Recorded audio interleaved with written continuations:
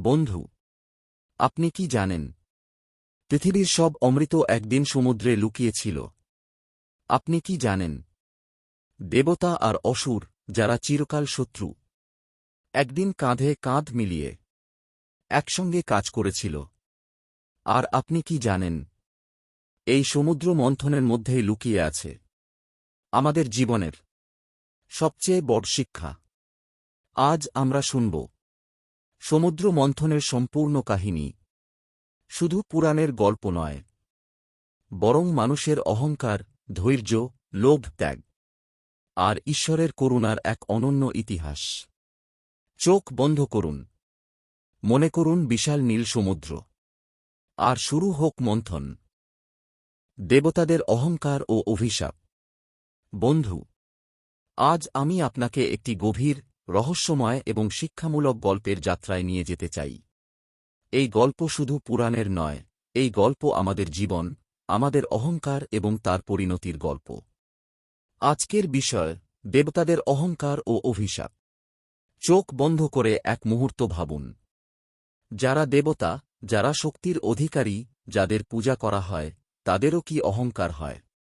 আর যদি হয়, তবে তার ফল কি? এই প্রশ্নের উত্তর লুকিয়ে আছে আমাদের শাস্ত্র, পুরাণ এবং মহাভারতের গভীর পাতায়। মানুষ ভাবে অহংকার শুধু মানুষের হয়, কিন্তু শাস্ত্র বলে, যেখানে শক্তি আছে, যেখানে ক্ষমতা আছে, সেখানেই অহংকার জন্ম নেবার সম্ভাবনা থাকে। এমনকি দেবতাদের মধ্যেও। ইন্দ্র, দেবরাজ, বর্ষার অধিপতি, স্বর্গের সিংহাসনে বসে থাকা এক মহাশক্তিধর দেবতা। কিন্তু ইন্দ্রই অহংকারের সবচেয়ে বড় উদাহরণ। একবার কি হয়েছিল জানেন? ঋষি দুর্বাসা, যিনি ক্রোধের জন্য বিখ্যাত কিন্তু একই সঙ্গে মহান তপস্বী, তিনি দেবরাজ ইন্দ্রকে একটি দিব্য মালা উপহার দেন। সে মালা ছিল তপস্যার ফল, সাক্ষাৎ লক্ষ্মীর আশীর্বাদ। কিন্তু ইন্দ্র, অহংকারে অন্ধ ইন্দ্র, সেই মালা নিজের গজরাজ ঐরাবতের গলায় ছুঁড়ে দেন। ঐরাবত সেই মালা পায়ের নিচে ফেলে মারিয়ে দেয়। ঋষি দুর্বাসার চোখ লাল হয়ে যায়। তিনি বলেন, ইন্দ্র, শক্তির অহংকারে তুমি জ্ঞান হারিয়েছ। আজ থেকে দেবলোক শ্রীহীন হবে। লক্ষ্মী তোমাদের ত্যাগ করবেন। এই ছিল অভিশাপ। এর ফল কি হল? দেবতারা শক্তি হারালেন, অসুরেরা শক্তিশালী হয়ে উঠল, স্বর্গ কাঁপতে লাগল। তখন দেবতারা ছুটে গেলেন বিষ্ণুর কাছে। এই ঘটনা আমাদের কি শেখায়? যার কাছে শক্তি আছে, তার বিনয় থাকা সবচেয়ে জরুরি। এখন আসি আরেক গল্পে। নারদ মুনি। দেবর্ষি নারদ ভক্তির প্রতীক, কিন্তু একসময় তার মনেও অহংকার ঢুকে পড়েছিল। তিনি মনে মনে ভাবলেন, আমার মতো বড় ভক্ত আর কে আছে? ভগবান বিষ্ণু তখন মুচকি হেসে বললেন, নারদ, চল আমার সঙ্গে। তিনি নারদকে নিয়ে গেলেন এক গৃহস্থের বাড়িতে, যিনি সারাদিন কাজ করেন, কিন্তু মুখে একবারও ভগবানের নাম নিতে ভুল করেন না। নারদ বুঝলেন, ভক্তি শব্দে নয়, অহংকারে নয়, ভক্তি বিনয়ে। নারদের অহংকার ভেঙে গেল। বন্ধু, শাস্ত্র বারবার আমাদের এই কথাই বলে, অহংকার পতনের প্রথম ধাপ। আর একটি ভয়ঙ্কর ঘটনা আছে। বৃন্দা দেবী ও বিষ্ণু। জলন্ধর নামের এক অসুর ছিল অত্যন্ত শক্তিশালী। তার শক্তির উৎস ছিল তার স্ত্রী বৃন্দার সতীত্ব। দেবতারা অসহায় হয়ে বিষ্ণুর শরণ নিলেন। বিষ্ণু মায়ার আশ্রয় নিয়ে জলন্ধরের রূপ ধারণ করলেন। এই ঘটনায় বৃন্দার সতীত্ব ভঙ্গ হল। বৃন্দা অভিশাপ দিলেন বিষ্ণুকে, তোমারও স্ত্রী বিযোগ হবে। এই অভিশাপের ফলেই রাম অবতারে সীতাহরণ। এখানে শিক্ষা কি? ভগবানও লীলার মধ্যে কর্মফল গ্রহণ করেন। এখন প্রশ্ন আসে, দেবতারা কেন অভিশপ্ত হন? কারণ একটাই, ধর্মের ভারসাম্য রক্ষা। যদি দেবতাও ভুল করেন, তবে তার ফল ভোগ করতে হয়। এটাই সনাতন ধর্মের সৌন্দর্য। বন্ধু, আজ আমরা কলিযুগে বাস করি। দেবতা নই, কিন্তু আমাদের অহংকার কম নয়। টাকা, জ্ঞান, ক্ষমতা, সাফল্য সবই অহংকার জন্ম দেয়। কিন্তু পুরাণ বলে, যে যত বড়, সে তত বেশি বিনয়ী।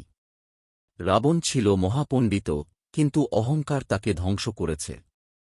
কংস জানত কৃষ্ণ ঈশ্বর, তবু অহংকারে অন্ধ হয়ে তাকে মারতে গিয়েছিল। ফল ধ্বংস। বন্ধু, এই গল্পগুলো ভয়ের জন্য নয়, এগুলো সতর্কবার্তা।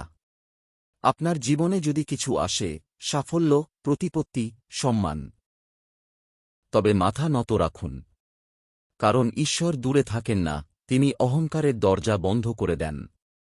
শেষ করার আগে একটি কথা বলি, যেখানে অহংকার শেষ, সেখানেই কৃপা শুরু। যেখানে আমি শেষ, সেখানেই ঈশ্বর শুরু। যদি এই বাণী আপনার মনে স্পর্শ করে, তাহলে ভিডিওটি শেয়ার করুন, লাইক করুন, আর এমন গভীর পুরাণ কথা পেতে চ্যানেলটি সাবস্ক্রাইব করুন। ভয় পেও না, বিনয় রাখো, ঈশ্বর দেখছেন। ভগবান বিষ্ণুর পরিকল্পনা। বন্ধু, আপনি কি কখনো ভেবে দেখেছেন, যা কিছু ঘটে, সব কি সত্যিই হঠাৎ? নাকি পর্দার আড়ালে কেউ নিঃশব্দে, অদৃশ্যভাবে সবকিছুর পরিকল্পনা করে চলেছেন? আজকের গল্প শুধু একটি পুরাণ কথা নয়, আজকের গল্প আমাদের জীবন বোঝার চাবিকাঠি। আজকের বিষয় ভগবান বিষ্ণুর পরিকল্পনা। চোখ বন্ধ করুন, এক মুহূর্তের জন্য সব চিন্তা থামান, আর ভাবুন, যিনি বিশ্ব পালন করেন, তিনি কি পরিকল্পনা ছাড়া কিছু করেন। সনাতন ধর্ম বলে, সৃষ্টি ব্রহ্মার, লয় শিবের আর পালন বিষ্ণুর। পালন মানে শুধু রক্ষা নয়, পালন মানে সময় অনুযায়ী, পথ অনুযায়ী, ধর্ম অনুযায়ী সবকিছুকে চালনা করা। এই চালনাই হল ভগবান বিষ্ণুর পরিকল্পনা। যুগে যুগে যখনই ধর্ম দুর্বল হয়েছে, যখনই অধর্ম শক্তিশালী হয়েছে, তখনই বিষ্ণু নীরবে একটি পরিকল্পনা শুরু করেছেন। তিনি হঠাৎ আসেন না, তিনি সময় নেন, তিনি পরিস্থিতি তৈরি করেন। কারণ ঈশ্বর তাড়াহুড়ো করেন না, কিন্তু দেরিও করেন না। প্রথম গল্প, হিরণ্যকশিপু। এক অসুর, যে অমরত্ব চেয়েছিল। সে ব্রহ্মার কাছ থেকে এমন বর পেল। দিনে নয়, রাতে নয়, ঘরের ভিতরে নয়, বাইরেও নয়, মানুষে নয়, পশুতেও নয়। হিরণ্যকশিপু ভেবেছিল, এবার আমি অজেয়। কিন্তু বিষ্ণু, তিনি অপেক্ষা করলেন, সময়কে পরিপক্ব হতে দিলেন। তারপর এলেন নৃসিংহ রূপে, না পুরো মানুষ, না পুরো পশু। গোধূলি বেলায়, দিনও নয়, রাতও নয়। দরজার চৌকাঠে, ভিতরও নয়, বাইরেও নয়। এটাই বিষ্ণুর পরিকল্পনা। তিনি নিয়ম ভাঙেন না, তিনি নিয়মের মধ্যেই সমাধান আনেন। দ্বিতীয় গল্প, রাজা বলি। এক মহাদানবীর, যিনি 3 লোক জয় করেছিলেন। দেবতারা শক্তিহীন। ইন্দ্র সিংহাসন হারালেন। বিষ্ণু তখন যুদ্ধ করলেন না। তিনি এলেন বামন রূপে, এক ক্ষুদ্র ব্রাহ্মণ। মাত্র 3 পা জমি চাইলেন। বলি হাসলেন।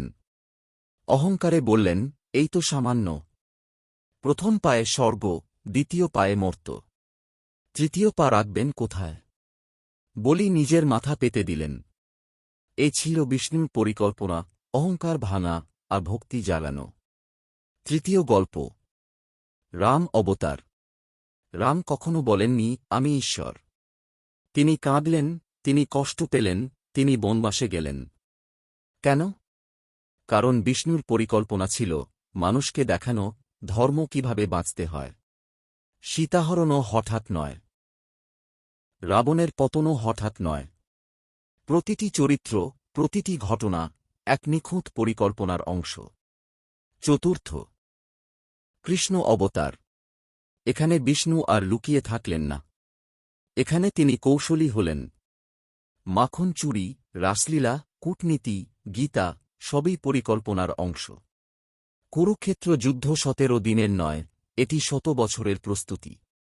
কৃষ্ণ অস্ত্র ধরলেন না, কিন্তু যুদ্ধের নিয়ন্ত্রণ ছিল তাঁর হাতে।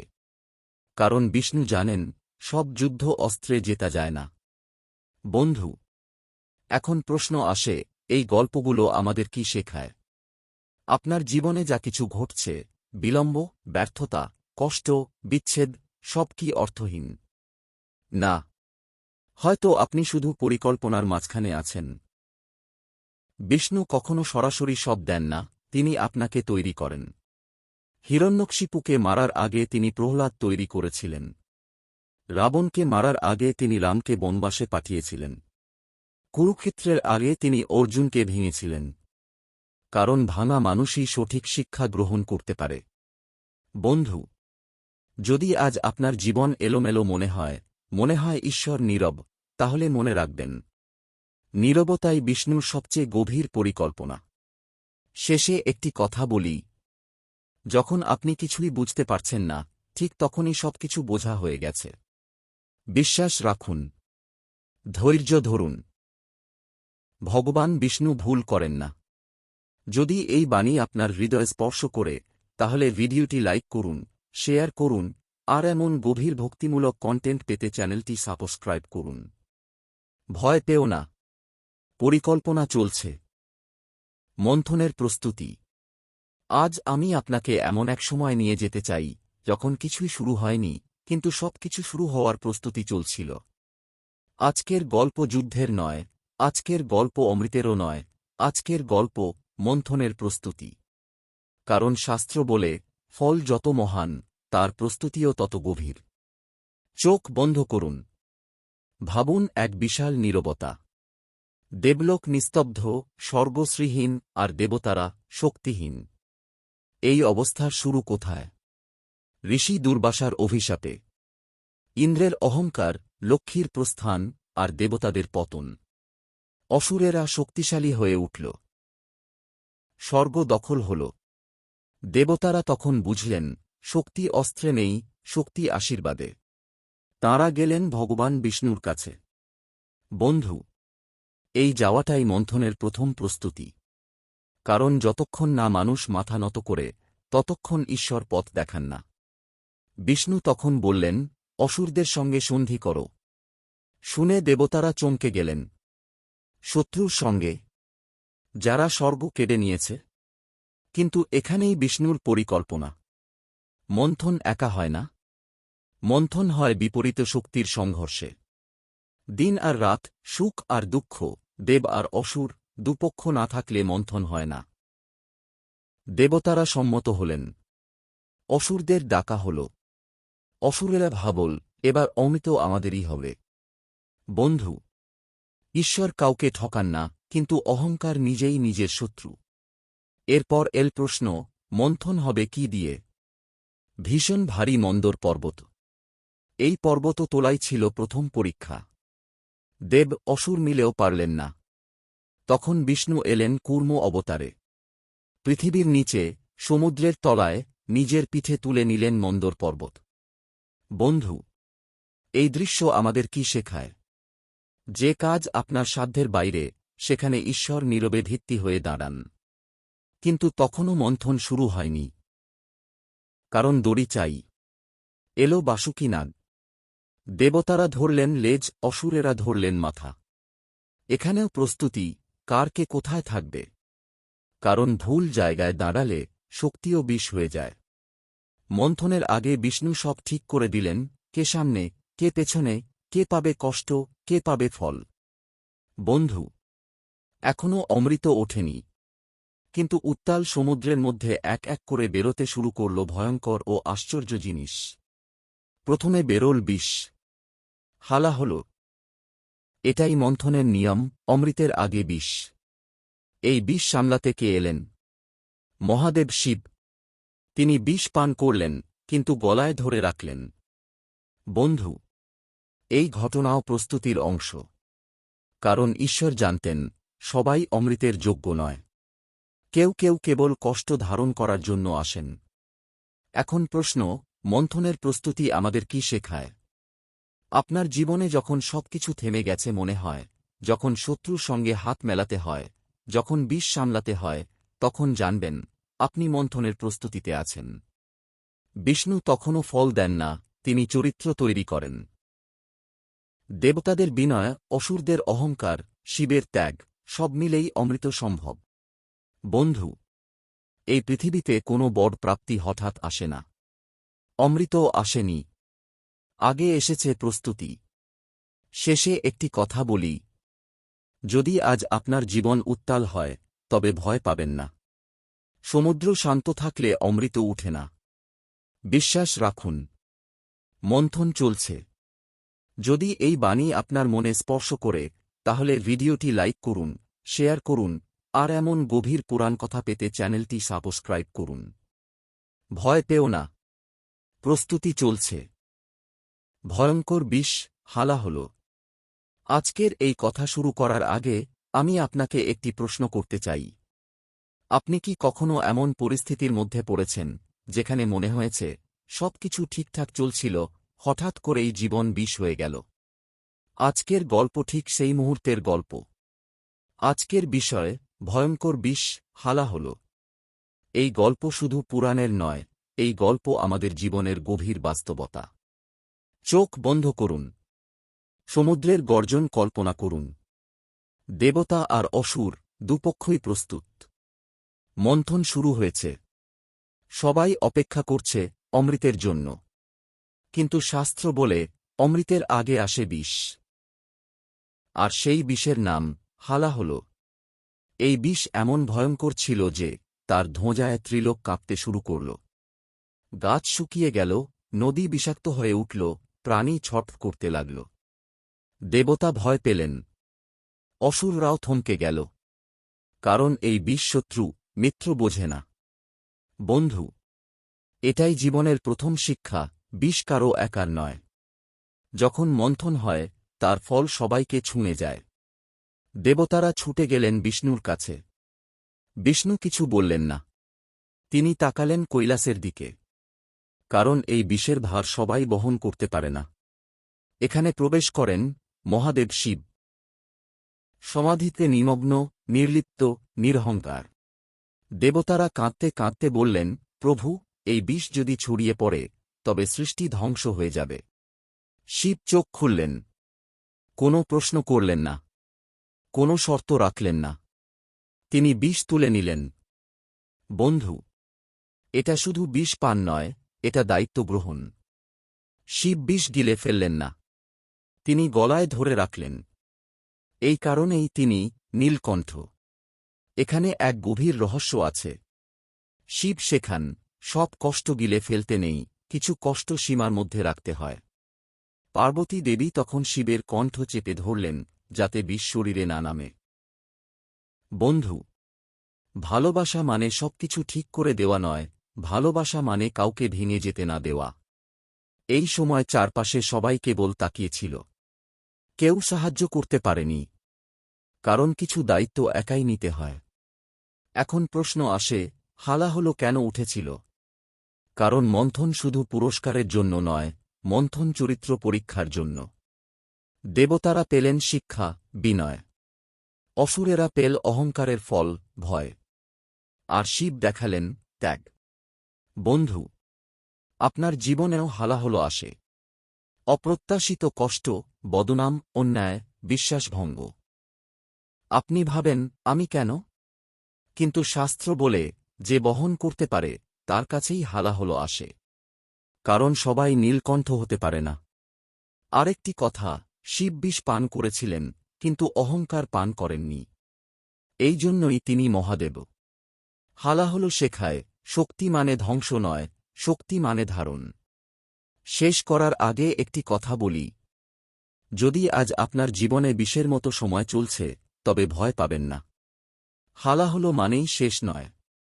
এর পরেই আসে অমৃত। বিশ্বাস রাখুন। ধৈর্য ধরুন। কেউ না কেউ নীলকণ্ঠ হয়ে এই পৃথিবীকে বাঁচিয়ে রাখে। যদি এই বাণী আপনার মনে স্পর্শ করে তাহলে ভিডিওটি লাইক করুন, শেয়ার করুন, আর এমন গভীর পুরাণ কথা পেতে চ্যানেলটি সাবস্ক্রাইব করুন। ভয় পেও না। হালা হল ঈশ্বরের পরিকল্পনার অংশ। একে একে উঠতে লাগল রত্ন। বন্ধু, হালাহলের বিষ থেমে গেছে। সমুদ্র এখনও উত্তাল, কিন্তু বাতাসে আর মৃত্যু নেই, আছে অপেক্ষা। কারণ শাস্ত্র বলে, যেখানে বিষ সহ্য করা যায় সেখানেই রত্ন পাওয়ার যোগ্যতা জন্মায়। আজকের গল্প একে একে উঠতে লাগল রত্ন। চোখ বন্ধ করুন। মহাসমুদ্রের গভীরতা কল্পনা করুন। দেবতা আর অসুর দুপক্ষই ক্লান্ত, কিন্তু মন্থন চলছে। কারণ এখন থামলে সব বৃথা। হঠাৎ সমুদ্রের বুক চিরে প্রথম আলো দেখা দিল। উঠে এল কামধেনু, যে গাভী ইচ্ছামাত্র দান করতে পারে, যার দুধে আছে সমৃদ্ধি। দেবতারা বিস্মিত, অসুরেরা লোভী, কিন্তু বিষ্ণু নীরব। কারণ সব রত্ন সবাই পায় না। কামধেনু গেল ঋষিদের কাছে। বন্ধু, এই প্রথম শিক্ষা, যে সংযমী, রত্ন তার কাছেই যায়। এরপর উঠল ঐরাবত, 4 দাঁতওয়ালা, শ্বেতবর্ণ, দিব্য গজরাজ। ইন্দ্রপেল বাহন। শক্তি ফিরে এল, কিন্তু অহংকার। সতর্কবার্তা তখনই দেওয়া হয়েছিল। এরপর উঠল উচ্চৈশ্র বা অশ্ব। 7টি মাথা, দেব ও অসুর উভয়ের লোভের কারণ। শেষে গেল বলির হাতে। বন্ধু, সব রত্ন দেবতাদের হয় না। কিছু রত্ন অহংকারের পরীক্ষার জন্য ওঠে। এরপর উঠল কল্পবৃক্ষ, যে গাছ ইচ্ছা পূরণ করে। স্বর্গে স্থাপিত হল। কিন্তু মানুষ আজও চায়, কিন্তু অপেক্ষা করতে জানে না। এরপর উঠল অপ্সরারা। সৌন্দর্য, আকর্ষণ, মোহ। অনেক ঋষির তপস্যা ভাঙল। বন্ধু, এটাও এক রত্ন, কিন্তু সাবধান, সব চকচকে জিনিস মুক্তি দেয় না। এরপর এল কৌস্তুভ মণি, দিব্যরত্ন, যা পরে রইল বিষ্ণুর বক্ষে। কারণ কিছু রত্ন শুধু ঈশ্বরের যোগ্য। একে একে উঠতে লাগল ধন্বন্তরী, হাতে অমৃত কলস।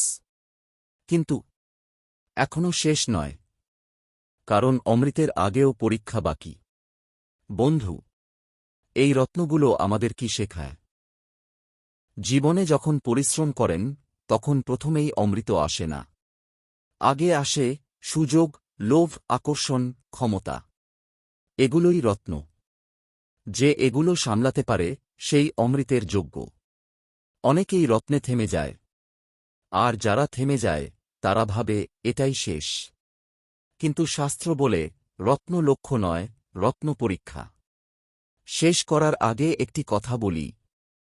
যদি আজ আপনার জীবনে একটার পর একটা সুযোগ আসছে, সাফল্য আসছে, মানুষ চিনছে, সতর্ক হন। আপনি রত্নের পর্যায়ে আছেন। অমৃত এখনো দূরে। ধৈর্য ধরুন, বিনয় রাখুন। কারণ মন্থন থামলে সব হারিয়ে যায়। যদি এই বাণী আপনার মনে স্পর্শ করে, তাহলে ভিডিওটি লাইক করুন, শেয়ার করুন, আর এমন গভীর পুরাণ কথা পেতে চ্যানেলটি সাবস্ক্রাইব করুন। ভয় পেও না। রত্ন মানেই শেষ নয়।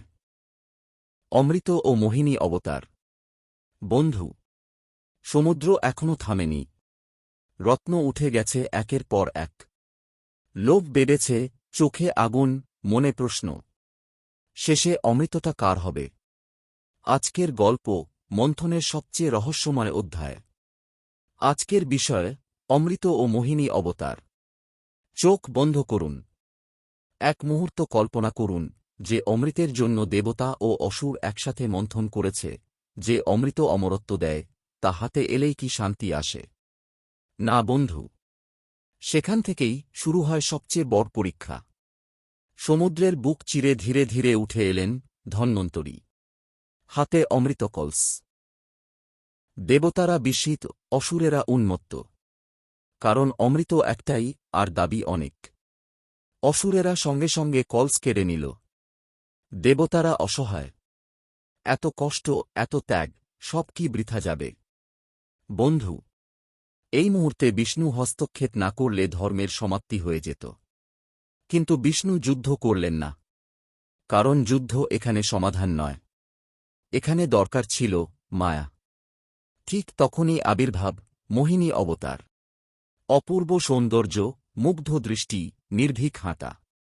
অসুরেরা তাকিয়ে রইল। তাদের হাতের কলস নিজেদের অজান্তেই ঢিলা হয়ে গেল। মোহিনী মৃদু হেসে বললেন, আমি ন্যায় করে বন্টন করব।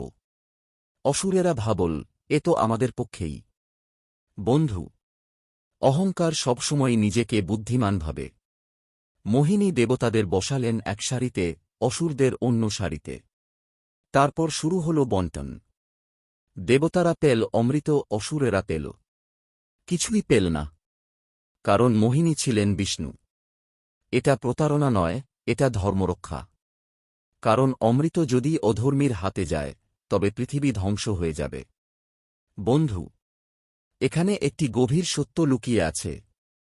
সবাই যা চায়, সবাই তা পাওয়ার যোগ্য নয়। এই সময় এক অসুর চালাকি করে দেবতার সারিতে বসে পড়েছিল।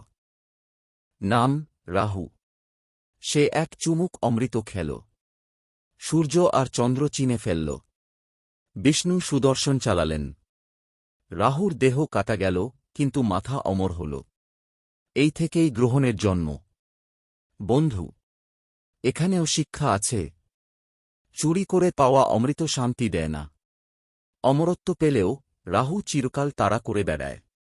অমৃত বিতরণের পর মোহিনী অদৃশ্য হলেন। দেবতারা শক্তি ফিরে পেলেন। অসুরেরা পরাজিত। কিন্তু বিষ্ণু, তিনি নীরব। কারণ পরিকল্পনা সম্পন্ন। এখন প্রশ্ন, এই গল্প আমাদের কি শেখায়? আপনার জীবনে যখন মনে হয় আমি পরিশ্রম করছি কিন্তু ফল কেউ কেড়ে নিচ্ছে, হতে পারে আপনি মোহিনীর পর্যায়ে আছেন। ঈশ্বর তখন সরাসরি সাহায্য করেন না, তিনি পরিস্থিতি ঘুরিয়ে দেন। অমৃত মানে শুধু অমরত্ব নয়। অমৃত মানে শান্তি, স্থিতি, অন্তরের শক্তি। আর তা সবাইকে দেওয়া যায় না। শেষ করার আগে একটি কথা বলি।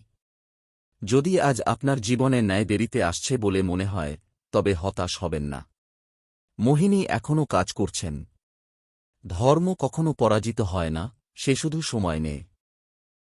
যদি এই বাণী আপনার হৃদয় স্পর্শ করে, তাহলে ভিডিওটি লাইক করুন, শেয়ার করুন, আর এমন গভীর পুরাণ কথা পেতে চ্যানেলটি সাবস্ক্রাইব করুন। ভয় পেও না, অমৃত ঠিক জায়গাতেই পৌঁছায়। সমুদ্র মন্থনের গভীর শিক্ষা। সমুদ্র মন্থনের গল্প আমরা সবাই জানি। দেবতা, অসুর, অমৃত, বিষ্ণু, শিব। কিন্তু আজ আমি আপনাকে গল্প শোনাতে আসিনি। আজ আমি আপনাকে বোঝাতে চাই, এই গল্প আমাদের জীবনে কি শিক্ষা দেয়।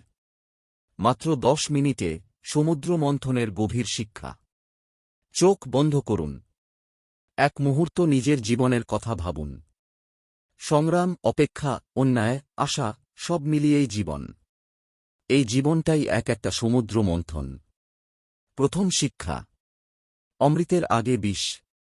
মন্থন শুরু হতেই প্রথমে উঠেছিল হালাহল বিষ। এটা আমাদের শেখায়, যে কোনো বড় সাফল্যের আগে কষ্ট আসবেই। যে কষ্ট সহ্য করতে পারে না, সে অমৃতের যোগ্য হয় না। দ্বিতীয় শিক্ষা। সব কষ্ট আপনাকে গিলতে হবে না। মহাদেব বিষ পান করেছিলেন, কিন্তু গলায় ধরে রেখেছিলেন। অর্থাৎ, কষ্ট ধারণ করতে হয়, কিন্তু আত্মবিনাশ করা যায় না।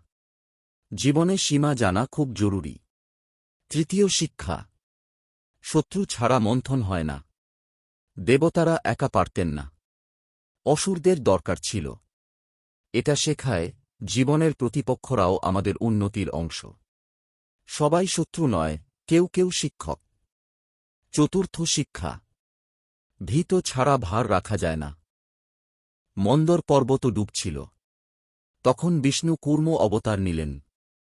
অর্থাৎ, যে কাজ আপনার ক্ষমতার বাইরে, সেখানে ঈশ্বর ভিত্তি হয়ে দাঁড়ান। পঞ্চম শিক্ষা। সব রত্ন লক্ষ্য নয়। কামধেনু, ঐরাবত, অপ্সরা, অনেক কিছু উঠেছিল। কিন্তু অমৃত তখনও আসেনি। জীবনে সুযোগ, সৌন্দর্য, খ্যাতি, এসব রত্নমাত্র। থেমে গেলে অমৃত মেলে না। ষষ্ঠ শিক্ষা। ন্যায় সবসময় সরাসরি আসে না। অমৃত বন্টনে বিষ্ণু মোহিনী রূপ নিলেন। অর্থাৎ, ঈশ্বর সবসময় সামনে এসে সব ঠিক করেন না। অনেক সময় তিনি পরিস্থিতি ঘুরিয়ে দেন। সপ্তম শিক্ষা। চুরি করে পাওয়া অমৃত শান্তি দেয় না। রাহু অমৃত খেল, কিন্তু শান্তি পেল না। এটা শেখায়, অন্যায় পথে পাওয়া সাফল্য চিরকাল তাড়া করে। অষ্টম শিক্ষা। অমৃত সবার জন্য নয়। সবাই মন্থন করেছিল, কিন্তু সবাই অমৃত পায়নি। কারণ যোগ্যতা এক নয়। অমৃত মানে অন্তরের শান্তি। শেষ শিক্ষা। মন্থন থামালে সব শেষ। হালা হল লোভ, ক্লান্তি, সবকিছুর পরও মন্থন চলেছিল। তাই অমৃত উঠেছিল। বন্ধু, যদি আজ আপনার জীবন এলোমেলো লাগে, তবে মনে রাখবেন, আপনি ধ্বংসে নন, আপনি মন্থনে আছেন। ধৈর্য ধরুন, বিনয় রাখুন, কারণ ঈশ্বর মন্থনের মাঝপথে কাউকে ছেড়ে যান না। যদি এই বাণী আপনার মনে স্পর্শ করে, তাহলে ভিডিওটি লাইক করুন, শেয়ার করুন, আর এমন গভীর ভক্তিমূলক শিক্ষা পেতে চ্যানেলটি সাবস্ক্রাইব করুন। ভয় পেও না, অমৃত আসবেই। বন্ধু, এতক্ষণ আমরা শুনলাম সমুদ্র মন্থনের কাহিনী, দেবতা, অসুর, অমৃত, বিষ, কূর্ম অবতার, মোহিনী মায়া। কিন্তু প্রশ্ন হল, এই কাহিনী কি শুধু পুরাণে সীমাবদ্ধ? না বন্ধু, এই কাহিনী আজও চলছে। আপনার জীবনে, আমার জীবনে। আজ আপনার মনটাই এক সমুদ্র, আর প্রতিদিনের সংগ্রাম। সেই মন্থন, কখনো উঠে আসে রাগ, কখনো হিংসা, কখনো হতাশা, কখনো ভয়। এগুলোই সেই হালাহল বিষ। আমরা চাই শুধু অমৃত, সুখ, সাফল্য, শান্তি। কিন্তু ভগবান বলেন, বিষ না উঠলে অমৃত উঠবে না। মনে করুন, মন্থনের সময় সবাই ভয় পেয়ে গিয়েছিল। তখন কেউ বলেছিল না, আমি বিষ নেব। শুধু একজন এগিয়ে এসেছিলেন, মহাদেব। বন্ধু, জীবনে যদি কেউ আপন হয়, আপনার কষ্টটা নিজের গলায় তুলে নেয়, সেই আপনার শিব। আর যদি আপনি নিজেই নিজের কষ্ট সহ্য করতে পারেন, তবে আপনি নিজেই নিজের শিব। এরপর এল অসংখ্য রত্ন। কিন্তু লক্ষ্য করুন, কেউই তৃপ্ত হয়নি। একটা পাওয়ার পর আরও চাই। এটাই মানুষের স্বভাব। আজও আমরা তাই করি। একটা স্বপ্ন পূরণ হলে পরেরটার দিকে দৌড়। শান্তি পাই না, কারণ আমরা থামতে জানি না। অবশেষে এল অমৃত। কিন্তু অমৃত পেল সবাই না। কেন? কারণ সবাই ধৈর্য রাখেনি, সবাই বিশ্বাস রাখতে পারেনি। অসুররা শক্তিশালী ছিল, কিন্তু তারা লোভী ছিল। দেবতারা দুর্বল ছিল, কিন্তু তারা শরণ নিয়েছিল। বন্ধু, ঈশ্বর শক্তি দেখে না, তিনি দেখেন কে তাঁর ওপর ভরসা রাখে। মোহিনী অবতার আমাদের শেখান, মায়া খুব সুন্দর হয়, সব সুন্দর জিনিসই সত্য নয়। আজ সোশ্যাল মিডিয়া, আজ দুনিয়ার চাকচিক্য, সব মোহিনী মায়া। যে চোখ বন্ধ করে বিশ্বাস করে, সেই ঠকে যায়। বিবেকই একমাত্র আসল অমৃত। রাহু অমৃত পেয়েছিল, কিন্তু পূর্ণতা পায়নি, কারণ সে চুরি করে পেয়েছিল। বন্ধু, অন্যের ভাগের সুখ আপনাকে শান্তি দেবে না। যা আপনার জন্য নির্ধারিত, তা কেউ কেড়ে নিতে পারবে না। এখন নিজেকে প্রশ্ন করুন, আজ আপনার জীবনের মন্থনে কি উঠে আসছে? ভয়, ব্যর্থতা, অপমান, অপেক্ষা? ভয় পাবেন না। মন্থন চললে শেষে অমৃত আসবেই। শুধু একটাই শর্ত, মন্থন থামাবেন না। যখন মনে হবে সব শেষ, তখন মনে করবেন, সমুদ্র মন্থনের সময়ও সবাই ভেবেছিল পৃথিবী শেষ, কিন্তু ঠিক তখনই অমৃত উঠেছিল। বন্ধু, ভগবান আজও কূর্ম অবতারে আপনার জীবনের ভার বহন করছেন। আপনি দেখছেন না, কিন্তু তিনি আছেন। শুধু ধৈর্য রাখুন, বিশ্বাস রাখুন। চলুন, শেষ করার আগে একটি ছোট প্রার্থনা। হে নারায়ণ, আমার জীবনের মন্থন কঠিন, কিন্তু আমার বিশ্বাস দৃঢ়। যে বিষ উঠুক, আমাকে ভেঙে দিও না। যে অমৃত আমার জন্য, ঠিক সময় দাও। যদি এই কথা আপনার মনে ছুঁয়ে যায় তাহলে ভিডিওটি শেয়ার করুন, কারণ হয়তো কারো জীবনে এখনও মন্থন চলছে। জয় শ্রীকৃষ্ণ।